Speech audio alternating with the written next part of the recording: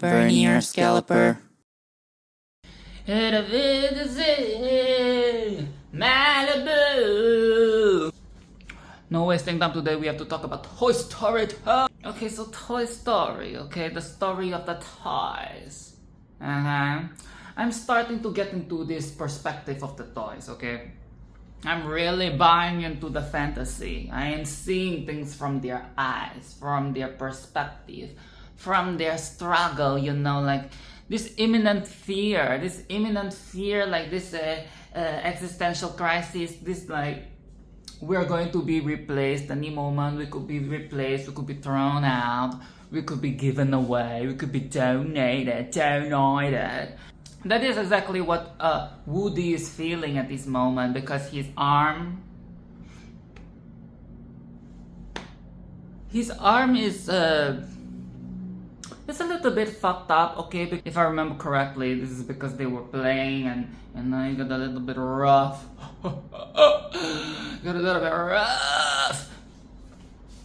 And his arm kind of broke.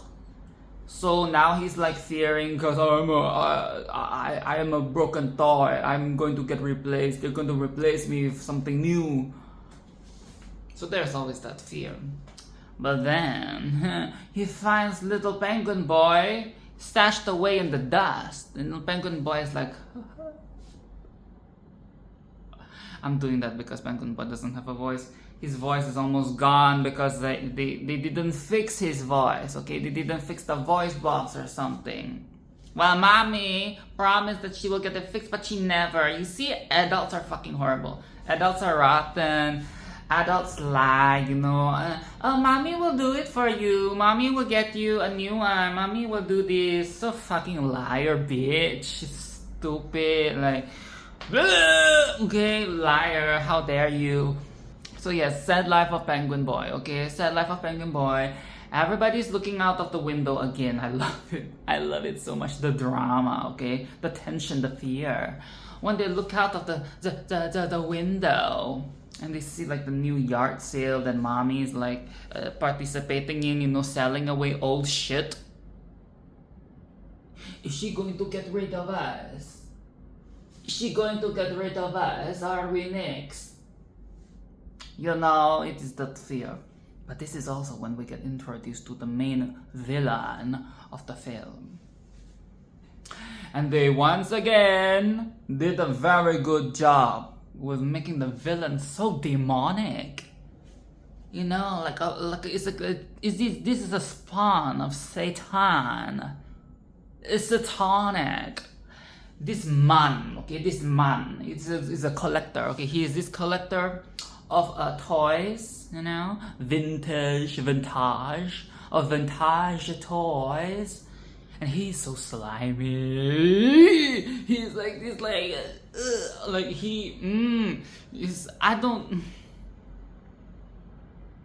It is not just an archetype, okay? It is a feeling. It is an expression, okay? When you see his character, you're like, he is so slimy with the beard and like the double chin and everything. And even the way he talks is so, give me the jeebers, you know, the heebie-jeebies. It is so disgusting. It's like, I'm gonna go. It's so comically bad. It's so comically slimy and sleazy and greasy and disgusting. It's just, like it's textbook, okay? It's textbook villain, textbook slimy character, like, I know he's very happy to find Woody because Woody accidentally gets himself into the stash of things that are going to be sold. And slimy guy, you know, slimy collector guy is very, very, very elated to find Woody, because Woody, as you guys know, is a vintage toy from like the 50s or something. So he's like, ooh, I can fix you up, you know, like broken arm, no problem. Okay, I can fix you up, give you some new paint, and we can sell you for a lot of money. Okay, a lot of money. Disgusting fuck, like, he's so disgusting. He's so, and he has this thing where he goes like, you're gonna make me some bucks.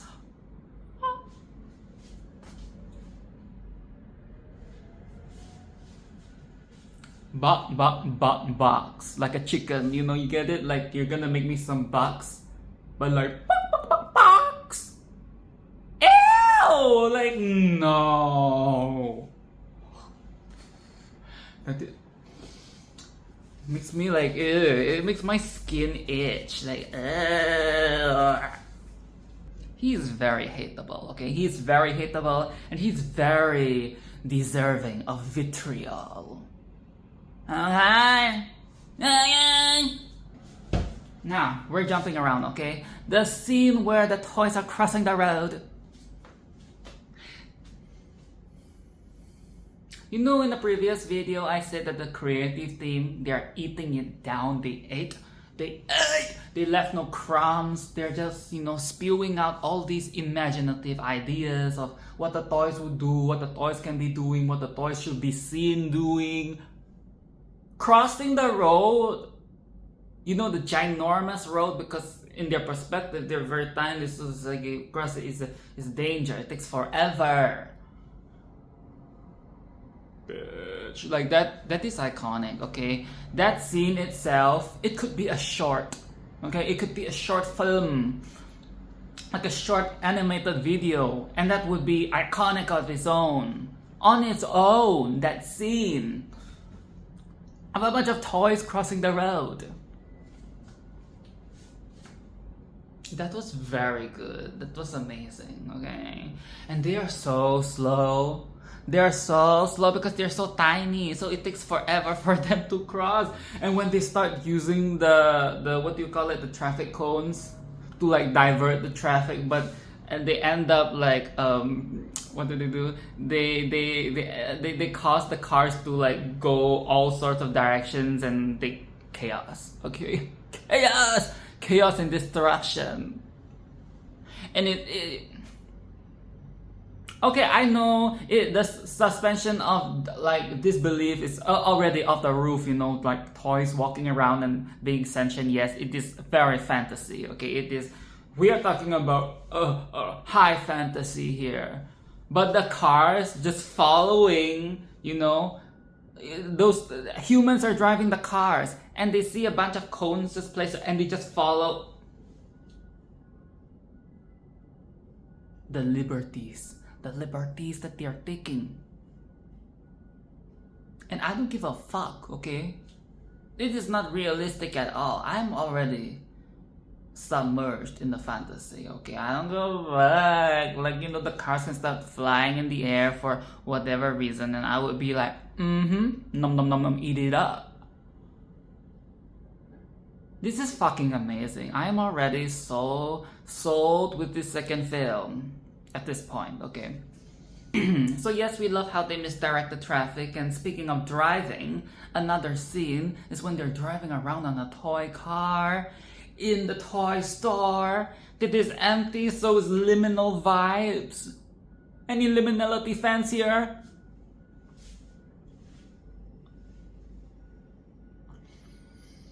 I'm just going to say this now, okay?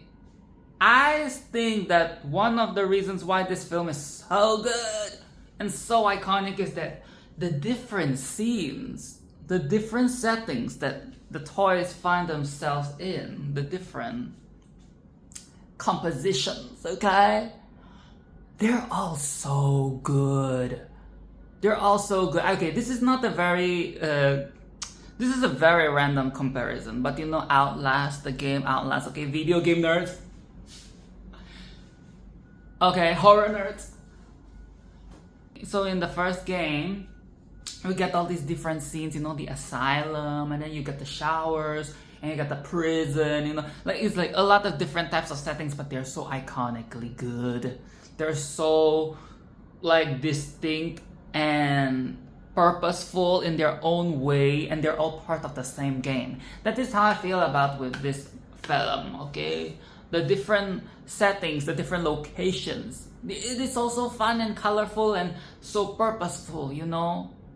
They build so much. It's not filler, like it's always like something very important and crucial that happens in each of these venues. Okay, and the cameo. of Barbie. Barbie joins the team.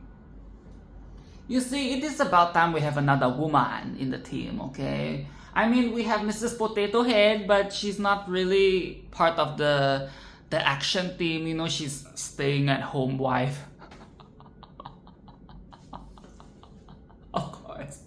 Of course, she's a stay-at-home wife. She's not part of the adventure. At least that's not what I remember. So it is nice that we have another woman. Okay, I have another woman, Barbie, and is she like the tour guide Barbie, or the air stewardess? Is one of those, okay? And she is in the car with all these weird, you know, in the previous video I say these fucked up characters, you know, the pig and the dinosaur. The fucked up characters, okay, in the same car, and I had this thought, like, this is so wacky, okay? Barbie, like this hot piece of ass, in a car with these weird uncles, you know, like these weird men. And it's creepy. Okay, they're not creepy, but you know what I'm saying. Like these very odd, eccentric uncles, and she's like this young, hot girl, sitting with them. And Potato Head is trying, you know, to control his temptation, and he's in. I have a wife. Please, oh please. You have the desire in your heart, and we can see it. On your face, on your very fucked up face. We can see it, okay? You can rearrange your features however you want. But desire, that you have no control over, okay?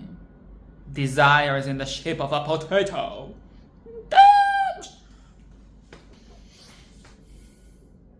And not Buzz Lightyear getting replaced by a more obtuse version of himself.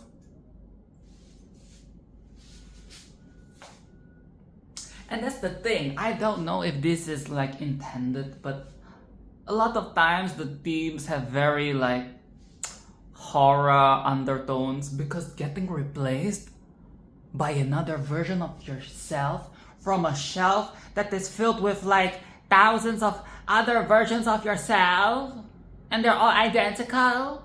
What in the sci-fi, what in the horror, what in the psychological thriller, what in the invasion of the body snatchers?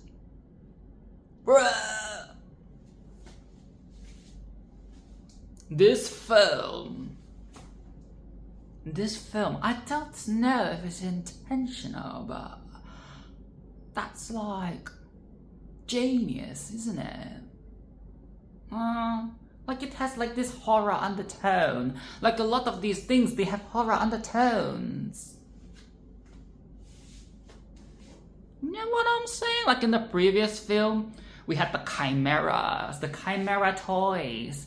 And the chimera toys are like, they have their own little horror, body horror, experimental, you know, thing going on there with their ruler, okay, the scientist, the mad scientist who is the child, who is Sid, the demonic child. And then at the end we have the haunting. You see, there is a lot of horror.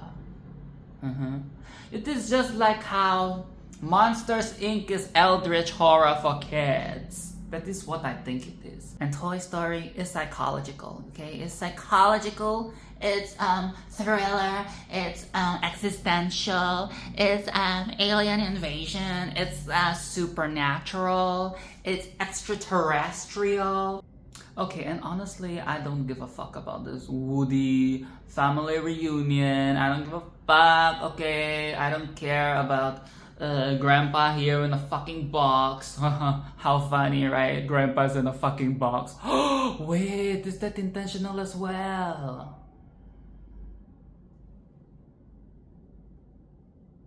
Dude, okay, anyways, Grandpa, so yes, Grandpa, and then we have the girl, okay, Miss Girl, don't remember her name. I don't really care about their little family reunion. Like, what are you guys doing? Do you guys really think it is going to be fun and games at the museum? You know, like, do you really think that it is going to be fun and games and it's going to be happy, happy rainbow sprinkles in the museum? You know, hidden behind a glass? You think you can come out and play? What is that? Okay, I know they're very disillusioned and they're very depressed. They really want a way out. But, really? And they're not buying into this whole fantasy that Woody is saying, you know, like that my child plays with me and he loves me. And I know you guys are very, very despondent. Is that the word? Disillusioned, and you guys don't want to trust the humans anymore. But you're trusting the humans to put you in the museum? Where we will be appreciated by the children. What? From behind a glass wall? Do you guys even know what a museum is? That is what I'm starting to... Do they realize that they are very old toys, okay? They're vintage. They're not going to get played by the children in the museum. They get to be locked away. It's where it's cold. You know how like the artifacts are always refrigerated and kept at the cool temperature. It is not going to be fun, okay? It's not going to be fun and games.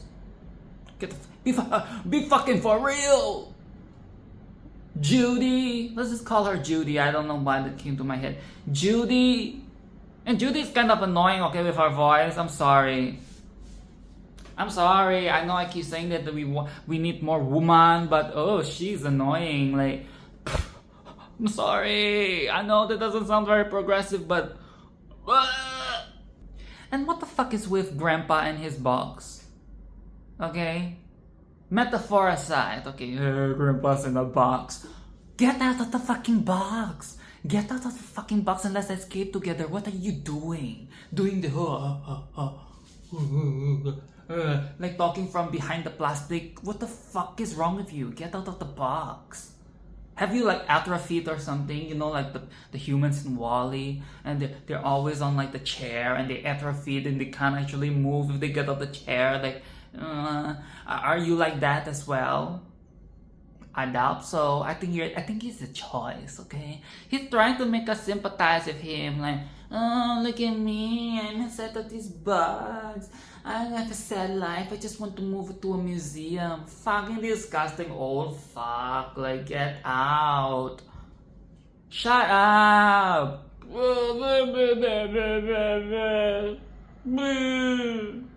Stupid old geezer. What the fuck is he on about? Okay, I'm trying to victimize himself. Martyr. Oh, like, oh. Can we actually devise, okay, discuss an escape plan that we can all carry out together? Woody clearly knows a thing or two about that, based on the experience that he had in the first film. He's not a stranger to the outside world, okay, and traversing the human realm. Okay, so Miss Girl's story is very sad, okay, Miss Judy, heartbreaking story. She was thrown away, and it's guilt-tripping me again, okay, it's really guilt-tripping me. I'm thinking of all the toys that I've thrown out with my own hands. I don't know about you guys, but I've thrown out my toys myself, okay? Some of it was forced, but some of it was in the time when I was growing up, you know, I felt like, I don't want to be tied and associated to my toys anymore, so I'm going to throw it out myself, you know, to feel some sense of empowerment and like false maturity, like I'm actually like growing up and becoming an adult. But really, I was faking it. I was fooling myself. I was being delulu.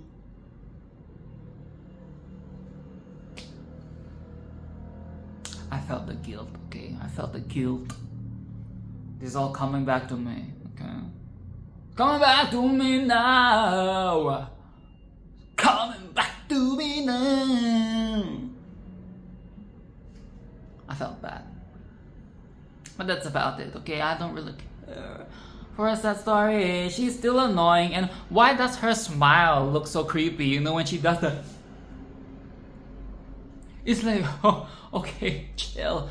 Perhaps it's because she's an old toy. You know how like the old toys, they have kind of like sinister facial expressions. Like it is a little uncanny, okay? It's a little bit much. Like,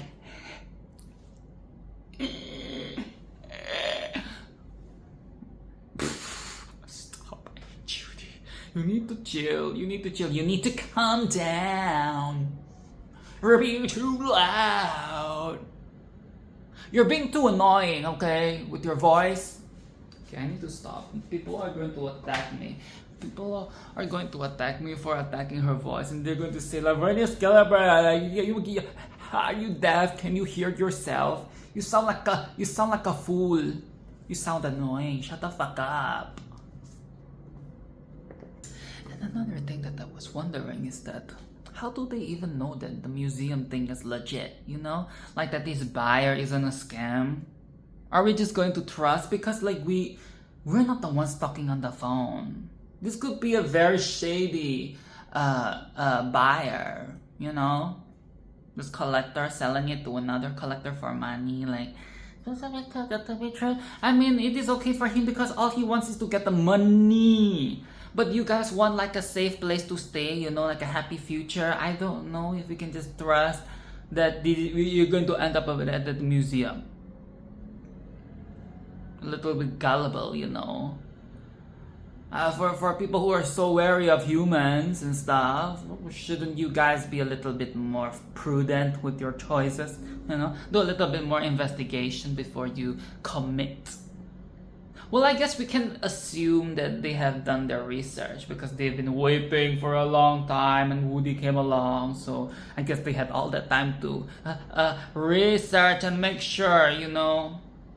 But I don't trust those motherfuckers, okay? Like they're not giving they're not giving brain. They're not giving like smart as cookie. They're not giving intelligence. It's a bit rash. It's giving a bit barbaric, you know, barbaric behavior. And it is not just the country accent and the countryness of it all. The Wild West. The wild, wild west of it all.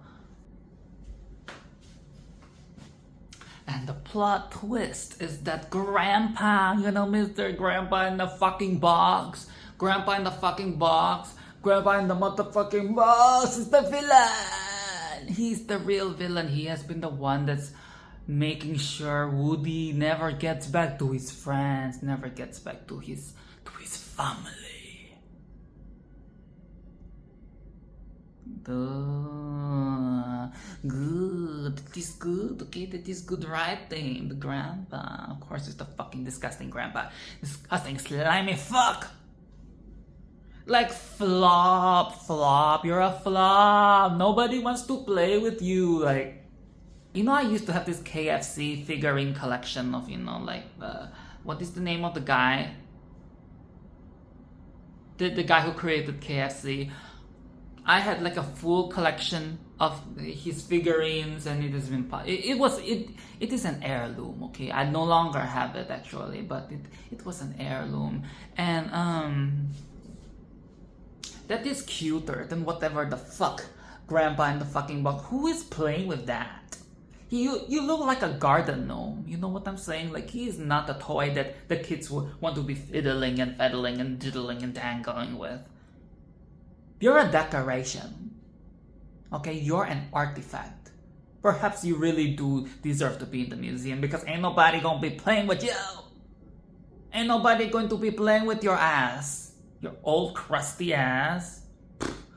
Trying to devise an evil plan. Stupid fucking idiot. Like, I hate him. And Molly here, Judy, Miss Girl, is also a little bit obtuse. I love using that word these days. Obtuse to be believing Mr. Grandpa in the fucking box here.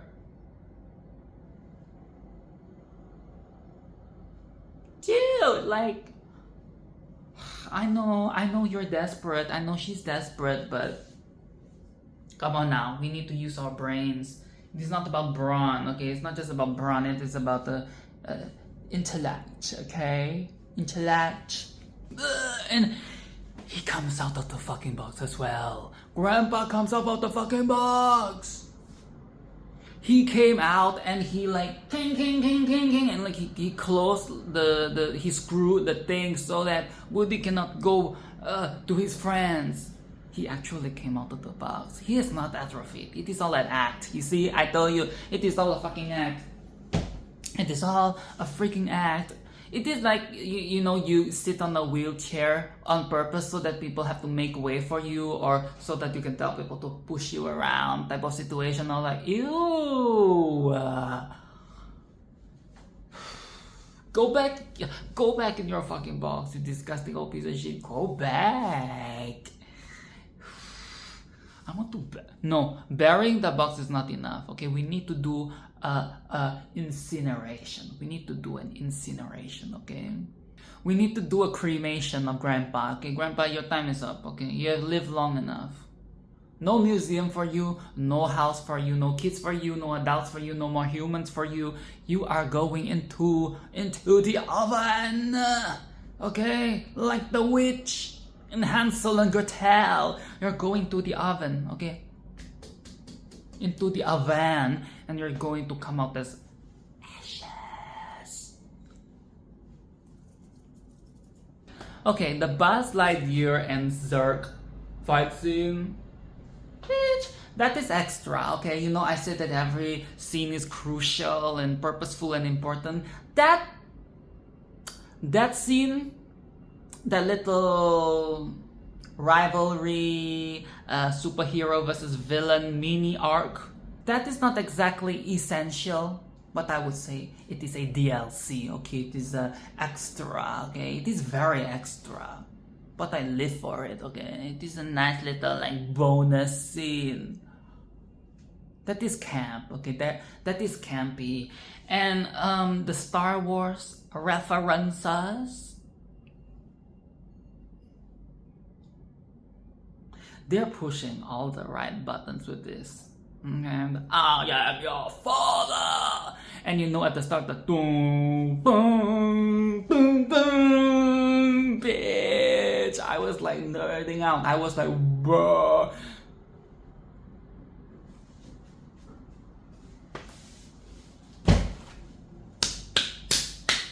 They knew what the fuck they were doing. Okay, they knew what the fuck they were doing. And now we're driving a fucking car. The toys are driving a fucking car. We went from chasing cars to driving cars. Yeah! We're not even done, but this film is VIP, okay? This film is the Vernier Scalloper VIP. Like, you know, the first film was cute, but this second film is sexy. It's spicy. It's hot, but it is metallic blood. It is hot, but it is hot. Oh god, and not Buzz Lightyear getting like turned on by Miss Judy, Miss Molly. You know when she did like the flip in the air, and she lands and she does like, you know, very badass. And Buzz Lightyear was so turned on, his like wings came up. He totally creamed his pants, like he jizzed in his pants. He creamed himself. We love the sexual tension, okay, on this channel. We live for it, okay? We thrive. We yearn. Every time a new one comes around, we welcome it in open arms. We welcome it with open arms. Sorry, English. English is not my first language. We'll take whatever we can get. Okay? Because I know sometimes the going gets tough and there's a scarcity of sexual tension, but the crumbs, sometimes the crumbs are enough to satiate the endless hunger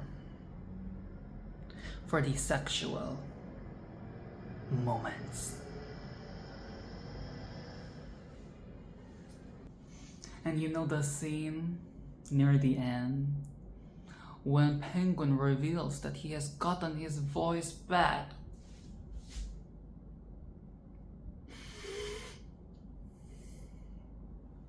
And he grabs the microphone from the karaoke toy machine.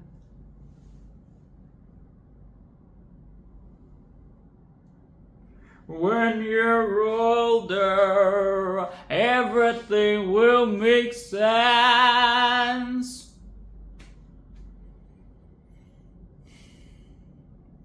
That was good. It warmed my heart. Okay? He is so adorable. And I think he's no longer available in the third film, you know?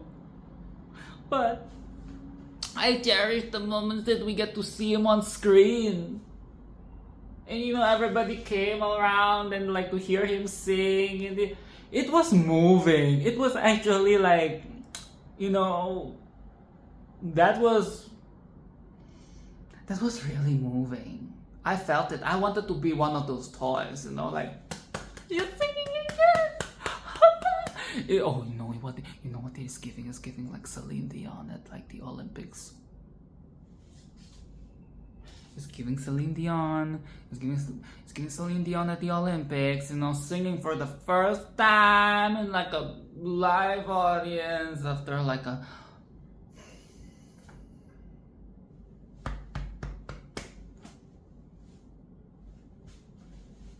Which is the right way. Oh.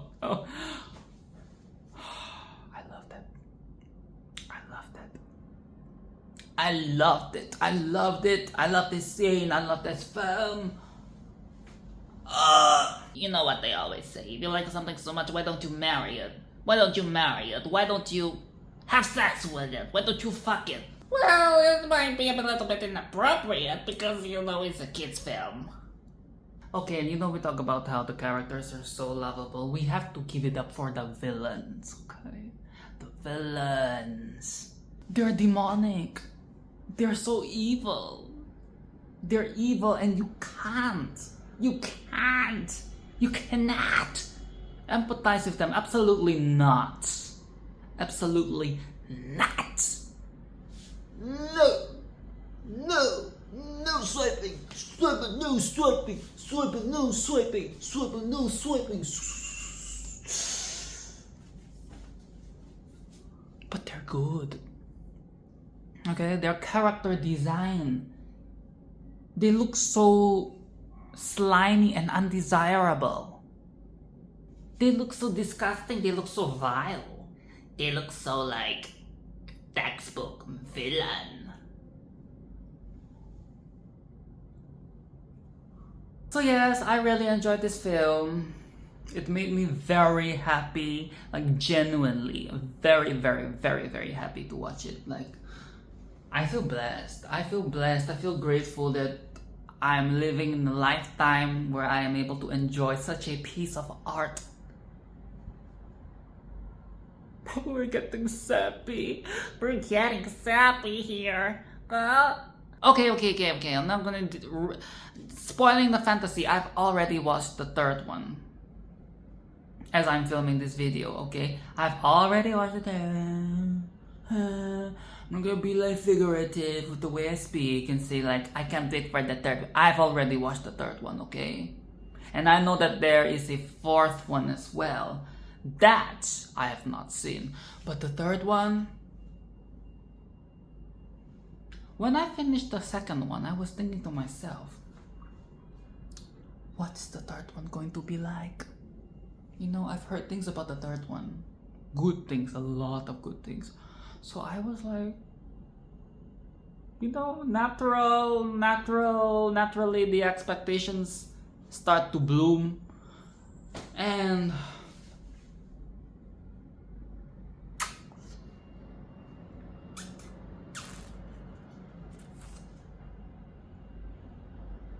is it going to hold up? Where will they go next?